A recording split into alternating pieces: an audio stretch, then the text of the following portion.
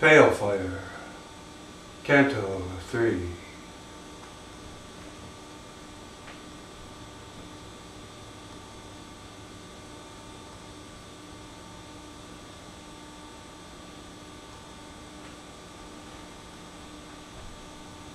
Lift, lifeless tree, your great may be, Rabelais. The grand potato, IPH, lay institute, I, of preparation, P, for the hereafter, H, or if, as we called it, big if, engaged me for one term to speak on death, to lecture on the worm, wrote President McCaber. You and I and she then a mere tot, moved from new wide to you shade in another higher state. I love great mountains. From the iron gate of the ramshackle house we rented there, one saw a snowy form, so far, so fair, that one could only fetch a sigh as if it might assist assimilation. If was a lavorium and a violet, a grave in reason's early spring, and yet it missed the gist of the whole thing. It missed what mostly interests the preterist. For we die every day, oblivion thrives, not on dry thigh bones, but on blood-ripe lives. And our best yesterdays are now foul piles of crumpled names, phone numbers, and foxed files. I'm ready to become a floweret, or a fat fly, but never to forget. And I'll turn down eternity unless the melancholy and the tenderness of mortal life, the passion and the pain, the claret tail light of that dwindling plain off Hesperus, your gesture of dismay on running out of cigarettes, the way you smile at dogs, the trail of silver slime snails leave, or flagstones, this good ink, this rhyme, this index card, this slender rubber band, which always forms when dropped, an ampersand. I found in heaven by the newly dead, stored in its strongholds through the years. Instead, the Institute assumed it might be wise not to expect too much of paradise. What if there's nobody to say hello to the newcomer? No reception, no indoctrination.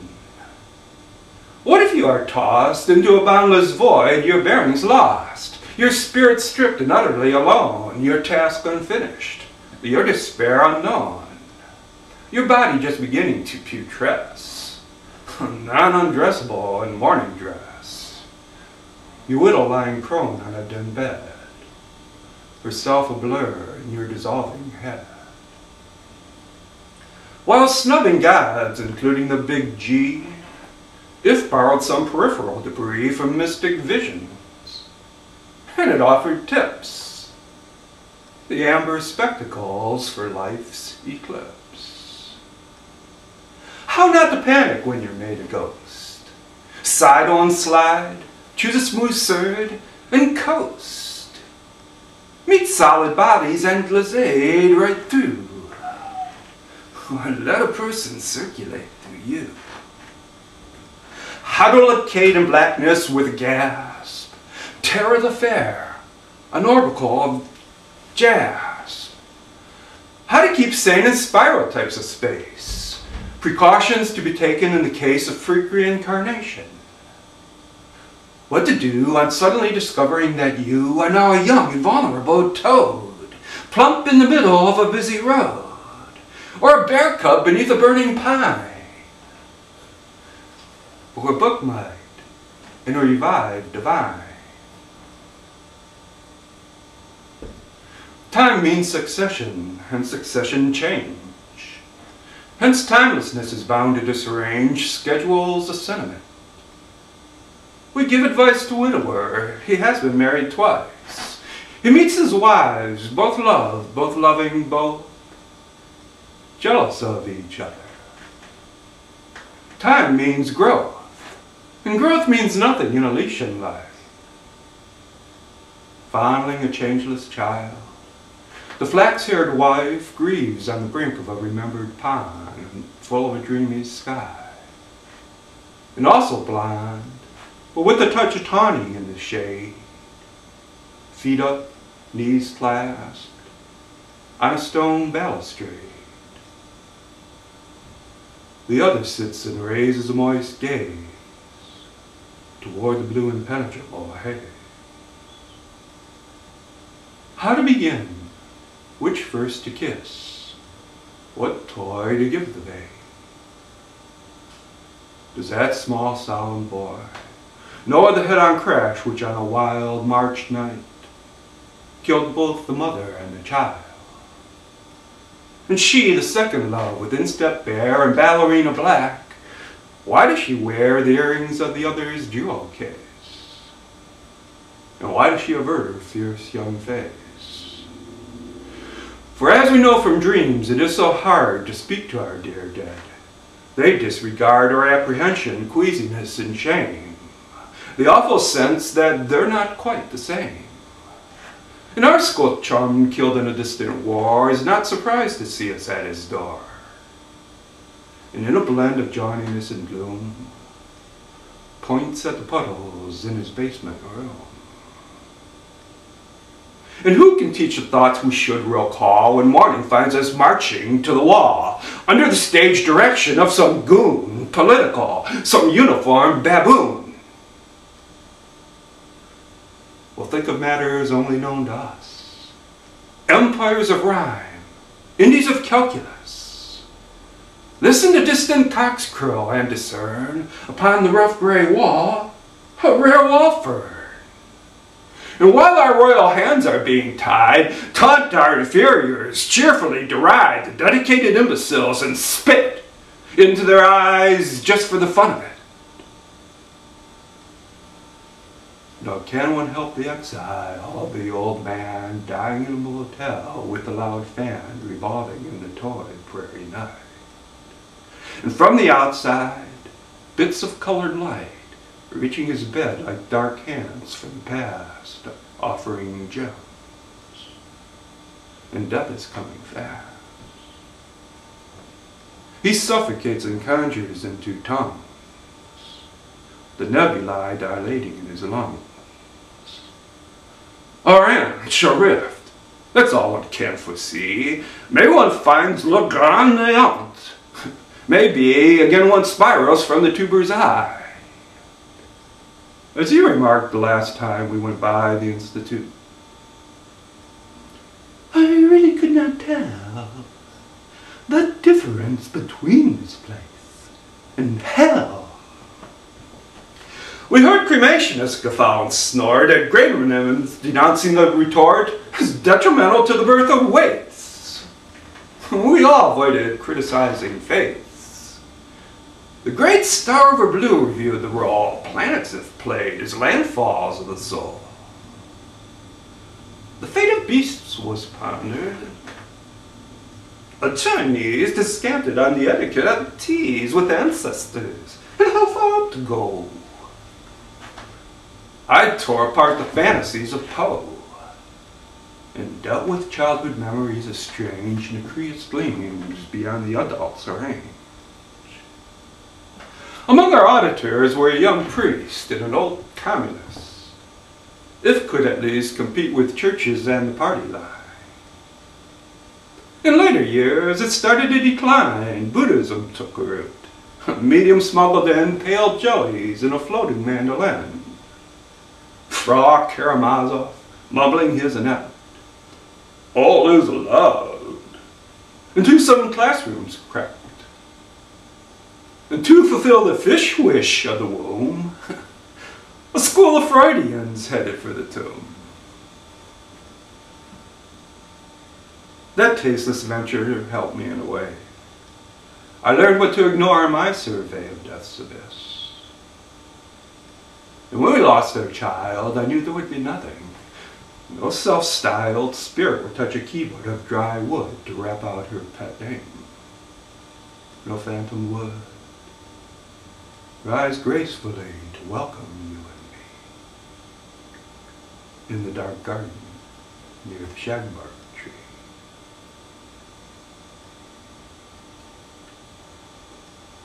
What was that funny creaking? Do you hear? It is a shutter on the stairs, my dear. If you're not sleeping, let's turn on the light. I hate that wind. Let's play some chess. All right.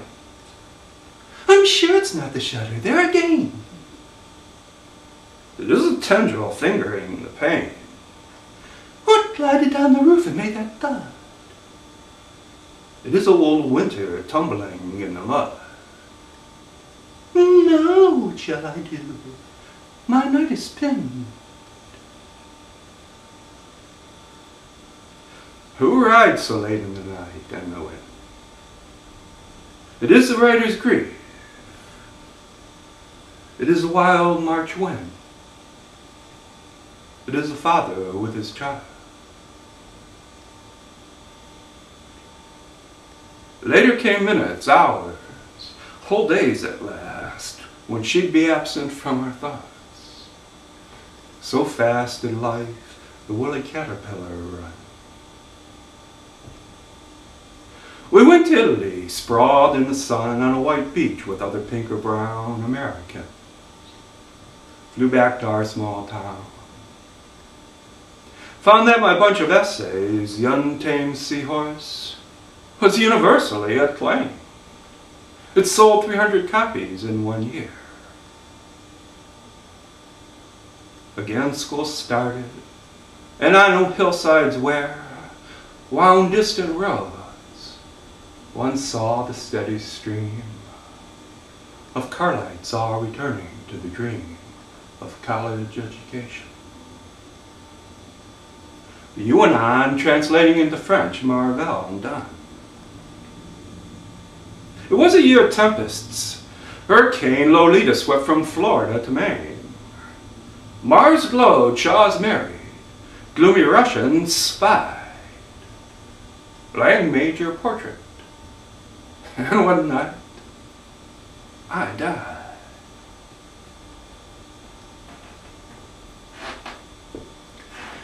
The Crashaw Club had paid me to discuss why poetry is meaningful to us. I gave my sermon, a dull thing but short. As I was leaving in some haste to thwart the so-called question period at the end, one of those peevish people who attend such talks only to say they disagree stood up and pointed with his pipe at me. And then it happened. They attacked a trance at one of my old fits.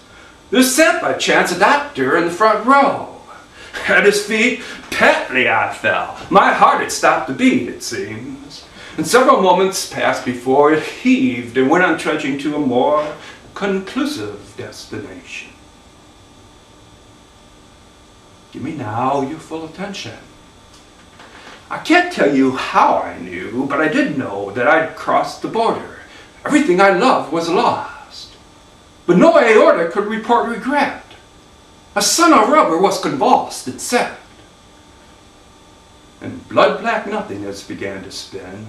A system of cells interlinked within, cells interlinked within, cells interlinked within one stem. And dreadfully distinct, against the dark, a tall white fountain played. I realized, of course, that it was made not by our atoms, that the sense behind the scene was not our sense.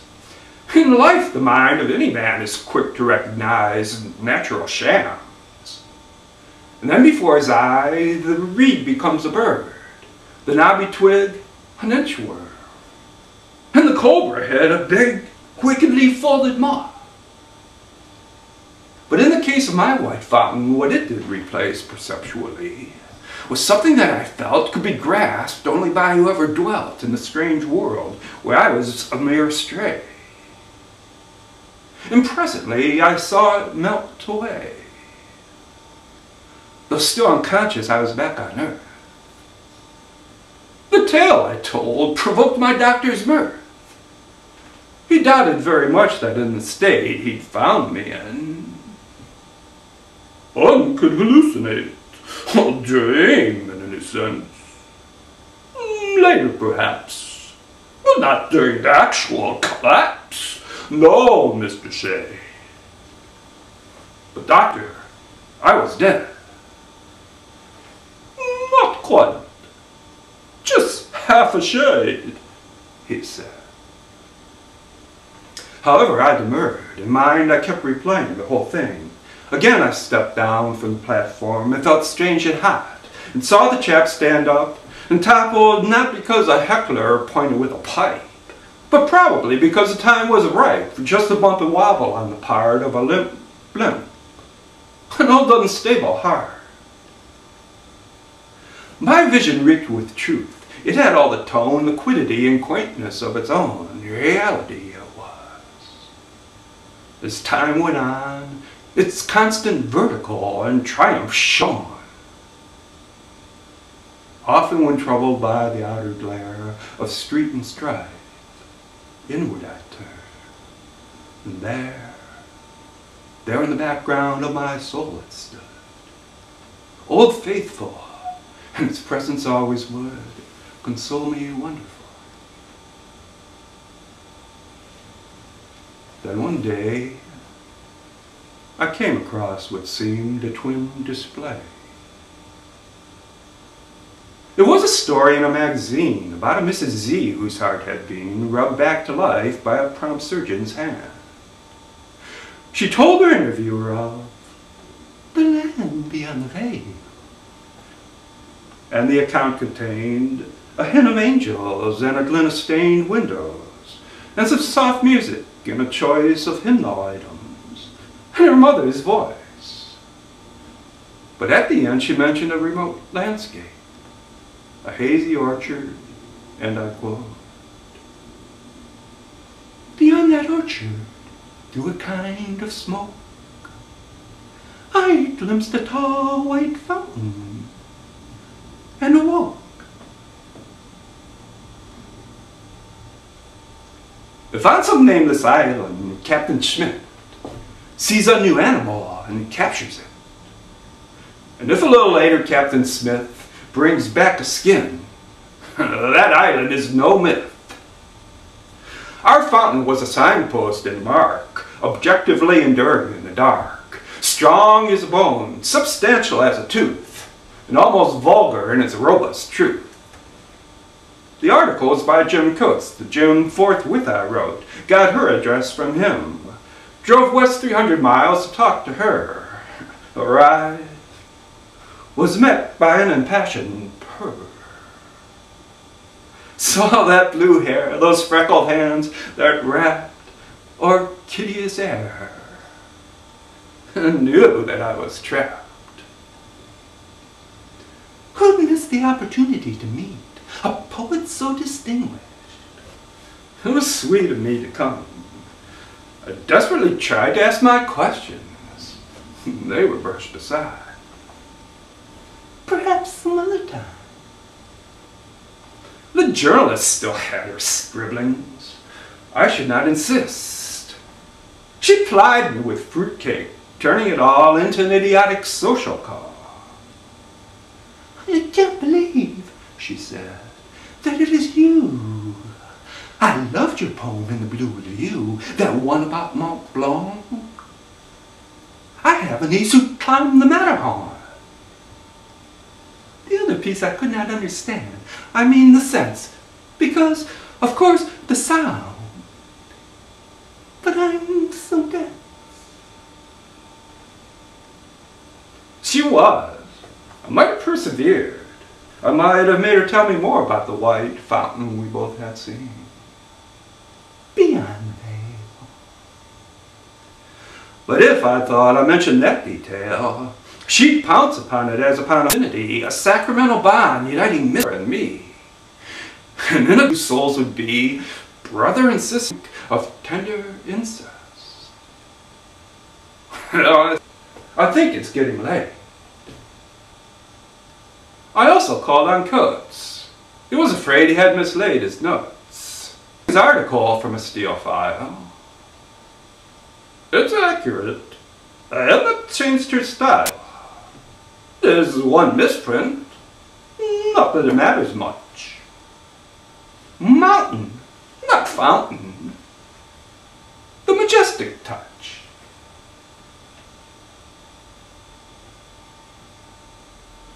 Life everlasting, based on a misprint. I mused as I drove home. Take the hint and stop.